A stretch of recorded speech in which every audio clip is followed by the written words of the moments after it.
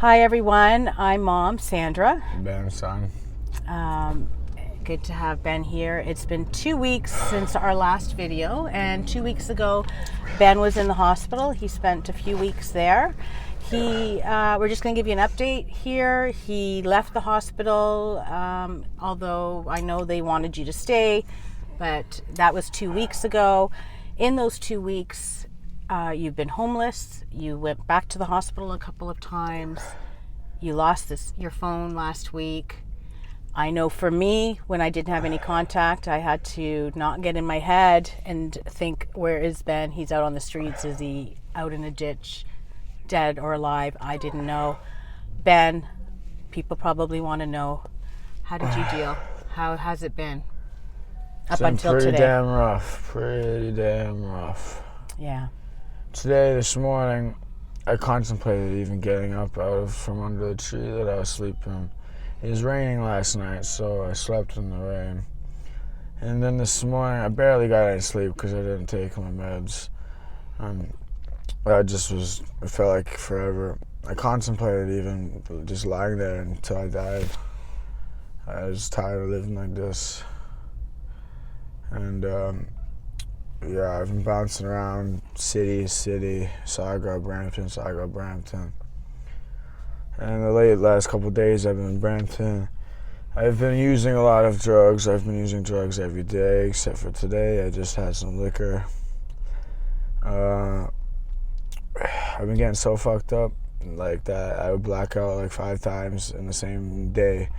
And one time I woke up a foot away from a pond on a rock, all beaten up, and after hours of being unconscious. If I continued to roll one more foot, I possibly could have drowned because I was unconscious. I would have breathed the water. So it was a pretty damn good miracle that I didn't roll any farther than I did. I ended up losing feeling in my skull. I was all beaten up.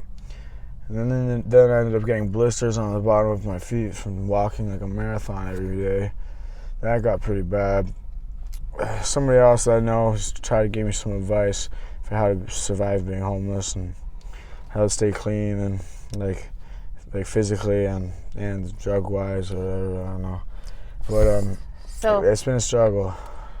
And you haven't had your phone in the last little while. No. And I just want to say, a good Samaritan found Ben's phone. Yeah, I was surprised with that. I picked it up yesterday, and so it was great. I had Ben's phone, but I didn't have any contact with Ben. Skip ahead to this morning. I woke up to a couple of missed calls from a payphone, and it was you, Ben, and you left me a message. I left her 2 messages thinking that was maybe the last words that she hears from me. So I just said, hey, I left a message saying I'll be either at Bramley.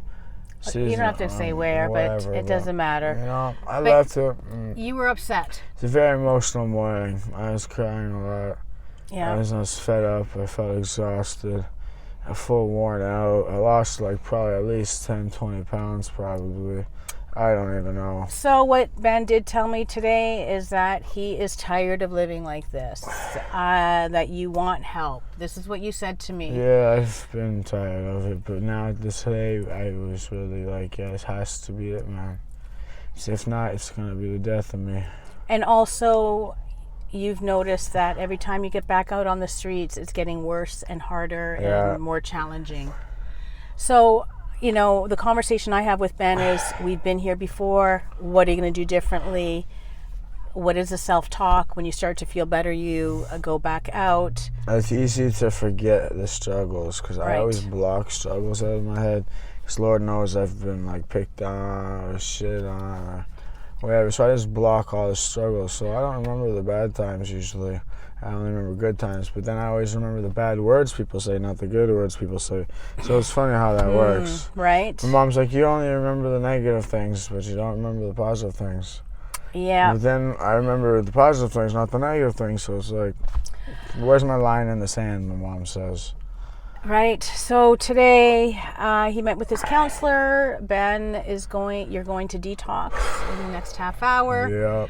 And we'll keep you posted. That's the thing with addiction. It is a roller coaster. It is a struggle. I know Ben struggles. It'll eat you alive. It will eat you alive. you know, I see it. I see your struggles. I see your pain. I see your withdrawal. I've been using like every drug. And you know what? There's loved ones out there. I feel you to the core. And for me, my sanity is taking care of myself. While Ben was out on the streets, not knowing whether he was dead or alive, I continued to work on myself. And I called on my higher power to get me through it. It's been tough, but I had faith. And he, you know, Ben, there's still breath. You're going to detox, and we'll keep them posted. And hopefully, I could stay in like a detox, or some sort of thing for a while, and more than just 5 days, so I can get a better start. Because a couple of days on detox does help, but you really need a little more time. You're also working with your counselor, Amanda. Yeah, I got a couple counselors. Don't need to say the name, sorry, but you know, our plan. Your plan, talking to your counselor, quit this stuff. Is that after this, maybe you're considering a rehab more long term? Yeah, I gotta figure something out, or I can't survive. Keep doing this every week, every month is getting worse. Until then, we're taking one day at a time, Ben. 1 second at a time. I always say that. 1 second at a time. Amen. And so I didn't even know what day it was. I lost track of everything. I didn't even know what day it was until somebody told me. Right. So the moral of the story, where there is breath, there is hope.